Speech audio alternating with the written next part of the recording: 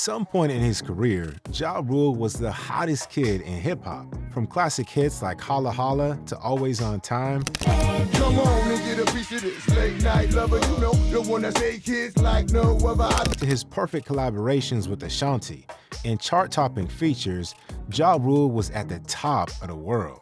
Between 1999 and 2004, the rapper was untouchable.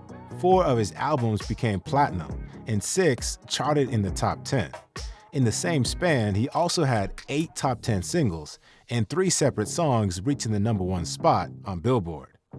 This video for Put It On Me was so popular that it spent over 60 days on the 106 & Park countdown, eventually making it the first song to be retired on the show. If this happened in the era of YouTube, there is no doubt that this would have raked in millions of views in record time. With such a resume, Ja Rule could have easily become a rap legend, one whose legacy would stand the test of time. But this legendary status never came, as the rapper became involved in a dirty feud with 50 Cent. Now, everything about this beef is pretty much core hip-hop history, and it all began when a guy snatched Ja's chain. 50 would later go to the club with the guy who robbed Ja, but when he tries to speak to him, Ja ignores him because of the robber. However, Ja says the beef started for a whole different reason. While he confirms that he actually was robbed of his chain, he admits that he never saw the robber with 50. Instead, he claims that 50 began rifting with him when he was snubbed by Murder Inc.'s entourage during a video shoot for Murder for Life.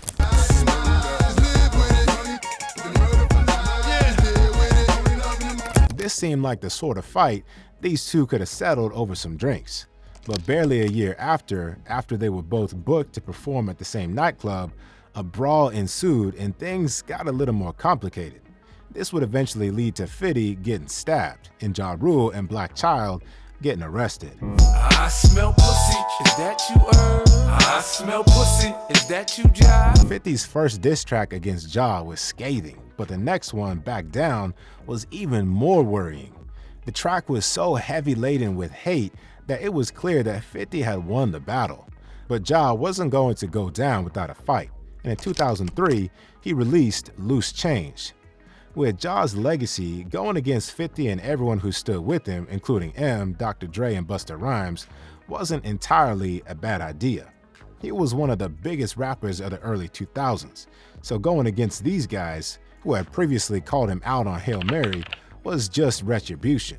However, the rapper made the worst mistake any general could make in a war. He included children.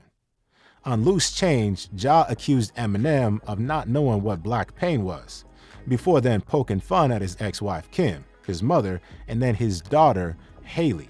You claim your mother's a crackhead and Kim is a known slut, so what's Haley gonna be when she grows up? This clearly got under the skin of M, and he released Do Re Mi, Haley's Revenge, and it was the KO that Ja needed, knocking the rapper out of serious hip-hop conversations. But Ja's career wasn't totally obliterated by 50 Cent and friends. In fact, a chunk of his downfall was in no way tied to the feud with 50. Back in 2003, Murder Inc., the label he was signed to, became the subject of a federal investigation. According to federal agents, the label was directly linked with money laundering for Supreme, a drug lord and gangster. With this investigation came a lot of restrictions, many of which made it impossible for the label's artists to release new music. And to make matters even worse, Ja Rule, who was the label's most successful artist, was embroiled in a feud with 50 Cent, a factor which made it impossible for him to focus on other important projects. Eventually, Ja would release Blood in My Eye in 2003, and it contained several diss tracks and subliminal shots at 50, G-Unit, and Eminem. But the album performed very poorly, not reaching the heights of his previous albums. In an attempt to save an already failing career, Murder Inc. sought to release a Cash Money Click reunion album featuring Ja.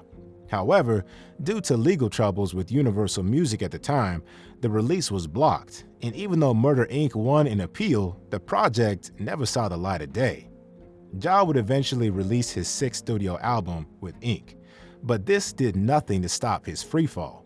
So, after the release of Exodus, a greatest hits album in 2005, the rapper decided to take a break from music.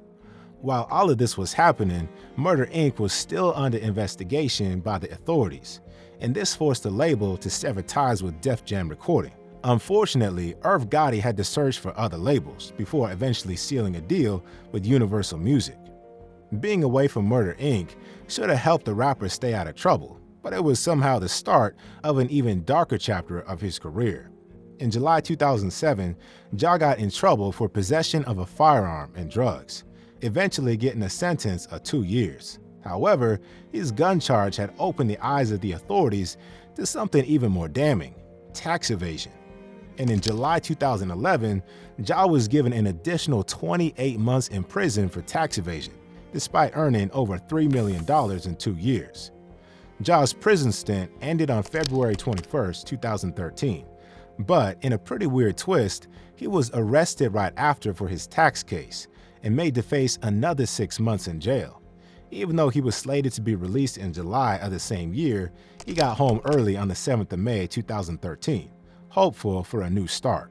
The next few years would be instrumental to Ja's career. With his feud with 50 Cent still alive, a return to music didn't seem like a great idea. So, armed with cash in his pocket and redemption in his heart, he decided to join forces with Billy McFarland to create the ultimate luxury music show, the Fyre Festival. It gives people that type of energy, that type of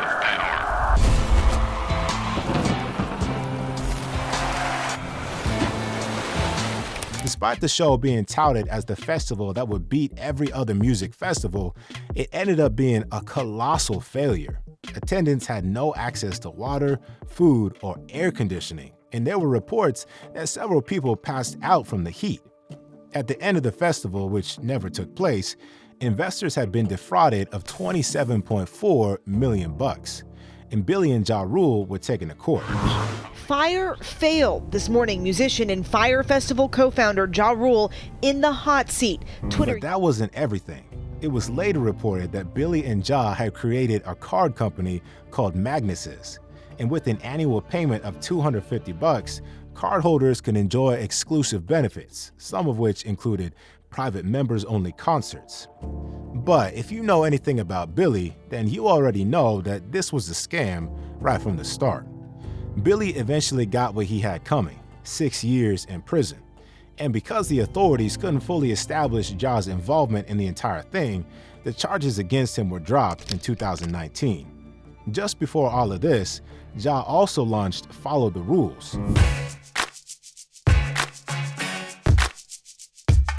Let's get some leftovers in here. Look, Ma, you ain't wasting no time. I'm hungry. I'm like, It tastes better the next day because it's like everything, all the seasoning done set in. That's good. A reality TV show that focused on his family.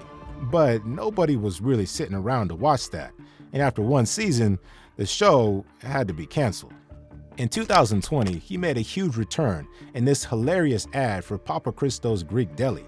And while it was a good move to support a business hit by COVID, fans still found a way to make the ad about 50 Cent, his arch rival. It make you wanna slap your mama. Papa Cristo's got the best motherfucking gyros you ever ate in your life. So good. Make one think to. But things might be looking a little better for the rapper, as he announced on January 4th that he just got a deal worth $100 million.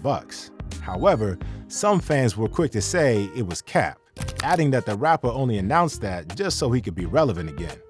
Sure looks like the rapper isn't catching a break soon.